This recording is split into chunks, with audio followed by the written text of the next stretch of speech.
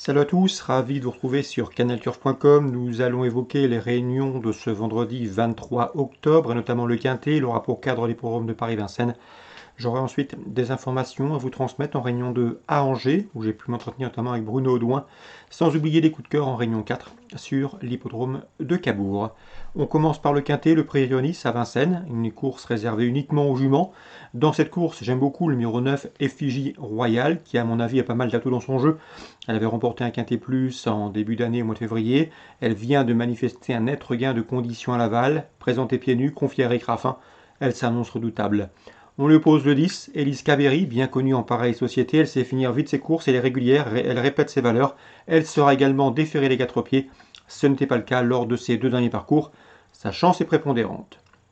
Attention également au numéro 8, Hélène Bourgeoise, qui n'a pas été des plus heureuses lors de ses derniers parcours. À Châteaubriand, elle avait course gagnée le mois dernier lorsqu'elle s'est désunie au presque de poteau franchi, en tout cas une centaine de mètres avant l'arrivée.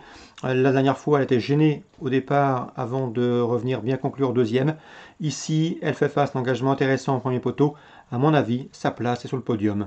Je le reposerai le 13 dans cette épreuve, à savoir la Carles, Delaf Carles, qui me semble en mesure de bien faire. Elle a bien fait cet été, notamment dans le sud-est où elle est entraînée.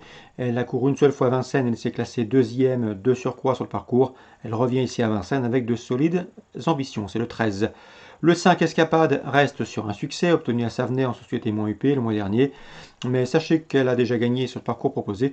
Et à mon avis, dans ce lot, elle peut venir corser les rapports, tout comme le 3 Emilia Seiji, irrégulière certes, mais à la faveur d'un bon parcours caché, elle sait finir vite. Le 7 de la Chenevière a enregistré 3 disqualifications lors de ses 4 derniers parcours. Mais attention, la dernière fois, elle luttait pour les places au moment de sa faute pour finir. Et le 16, Dame de Belway, barrée pour la victoire. Mais elle affiche 2 places en 4 quintés courus et elle sera pieds nus. On garde en fin de combinaison. Résumé chiffré, mes bases 9, 10, 8. Ensuite, pour le champ réduit, 13, 5, 3, 7 et 16. Suite du programme, la première, attention, 112, Jado, qui a très bien fini récemment au Sable d'Olonne après avoir attendu. Il est venu finir dans une plaisante action. Le cheval est proche de son meilleur niveau. Jean-Philippe Bourdachko l'aime beaucoup. C'est un cheval qu'il ménage, qu'il préserve.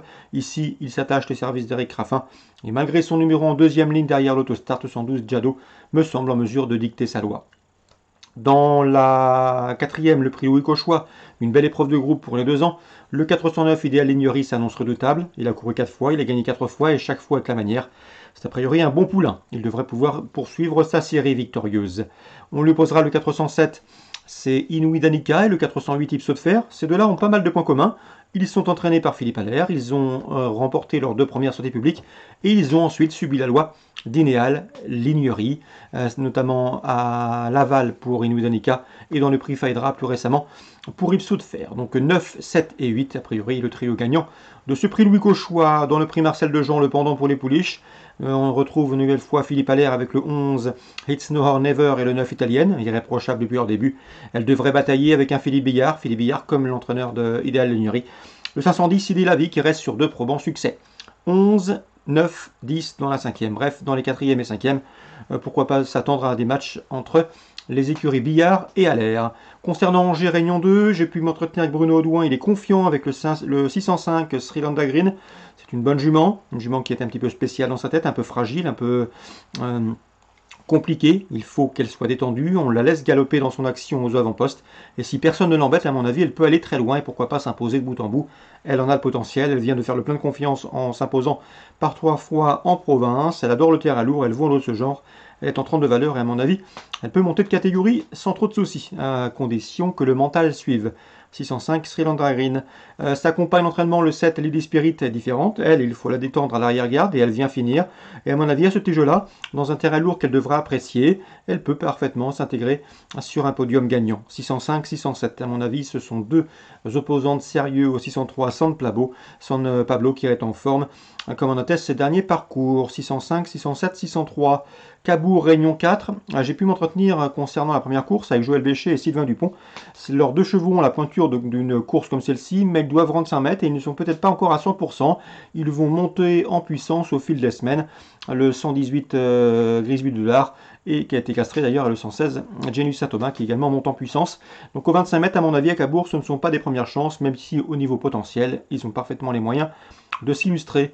Dans cette course, je leur préférerais le 112, à savoir Gocho Blue, un cheval qui vient de rejoindre l'effectif de Luc Rollens. Il était auparavant sous la férule de Jean Baudron. Il lui montre de belles choses le matin, quelques fragilités certes, mais un cheval qui a du potentiel et il ne serait pas surpris de le voir s'illustrer d'entrée de jeu pour sa première sortie sous son entraînement. Donc coup de cœur spéculatif, pourquoi pas avec le 112 Coach Blue à suivre d'entrée de jeu pour les débuts en compétition sous l'entraînement de Luc Rollens. Voilà pour les infos de ce vendredi 23 octobre. Excellent jeu à tous, bonne journée, rendez-vous demain pour un nouveau programme.